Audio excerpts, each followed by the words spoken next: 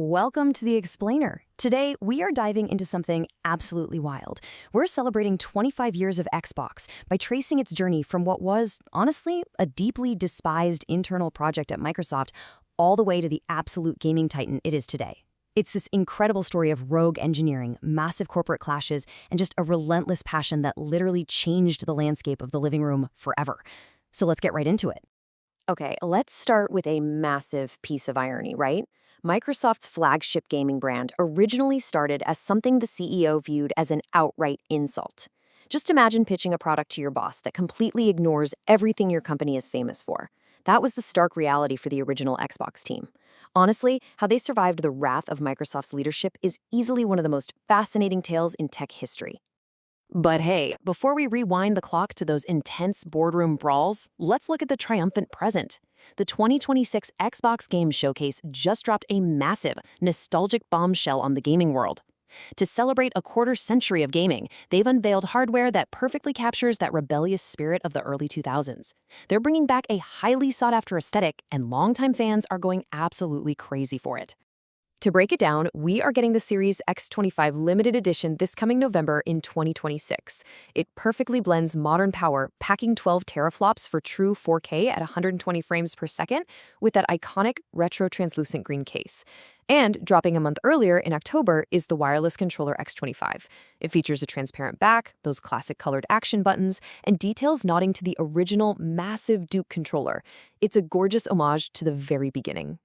You know, seeing this highly anticipated hardware today makes it kind of hard to believe that 25 years ago, the creators felt completely isolated. Seamus Blackley, one of the key figures behind the original console, described his small team as rogue idiots or even religious zealots. They were literally hacking the Microsoft system, sneaking around a software empire just trying to build a dedicated gaming appliance.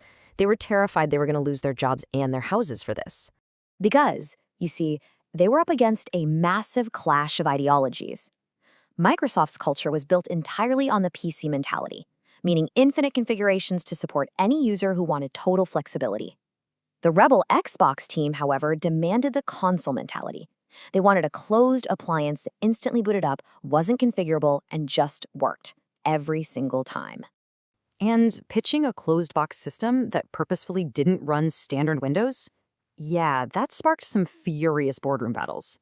When they pitched this incompatible, dedicated gaming box, Bill Gates was deeply insulted. He felt it went against the very DNA of Microsoft. To the executives, it wasn't just a business disagreement, it felt like a direct attack on their life's work. So, the team had to brutally fight the higher-ups for what we now consider totally basic features. They demanded a built-in hard drive for downloadable games. Executives claimed hard drives would never get cheaper and would totally sink the budget. They also demanded a broadband Ethernet port instead of standard dial-up. Seamus Blackley even noted that pitching these ideas made him sound like a lunatic who had just teleported into the room. To win over the skeptics, they realized they had to show, not just tell. So they built a custom fast boot prototype. At the time, PCs took minutes to turn on because they were busy checking for floppy drives and all that. The team showed Bill Gates a prototype instantly booting the game Tomb Raider right from the disk tray.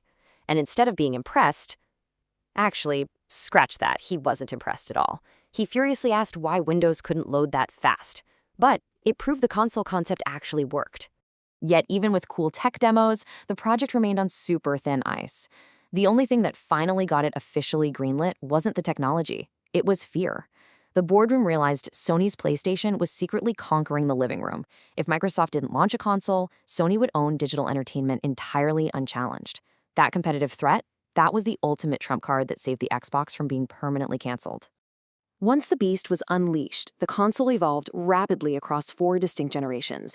It transformed from that heavy, wired, translucent green box in 2001 to the massive online community of the 360 in 2005, through the somewhat controversial entertainment hub of the Xbox One in 2013, all the way to the ultra-powerful digital-first ecosystem of the Series X and S in 2020.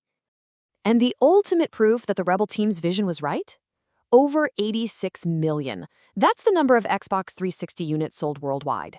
If you ever played Halo Online with your friends late into the night, you know exactly how impactful this was. This console didn't just compete, It fundamentally popularized online multiplayer and digital downloads, cementing Microsoft's permanent place in gaming and proving those early executives entirely wrong about the hard drive and Ethernet port. But fast forward back to our current year of 2026, and the landscape has shifted dramatically once again. Microsoft is making massive, unprecedented bets on artificial intelligence. Rumors are swirling around Project Helix, which is an initiative looking to merge the PC and console platforms into an AI-driven hybrid. Once again, the console is being pressured to fit into a massive, overarching corporate mission. And this has sparked a really stark warning from Xbox's original creator, Seamus Blackley.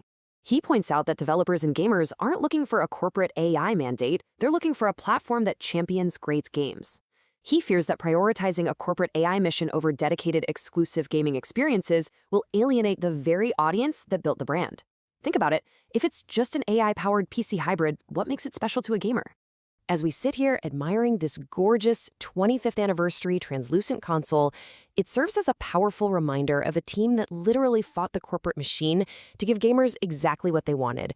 So we really have to ask, as Xbox moves into this new era of AI and hybrid platforms, will it hold on to that rebellious gamer-first soul, or will it finally be fully absorbed by the Microsoft machine it once fought so hard against? Gives us a lot to think about.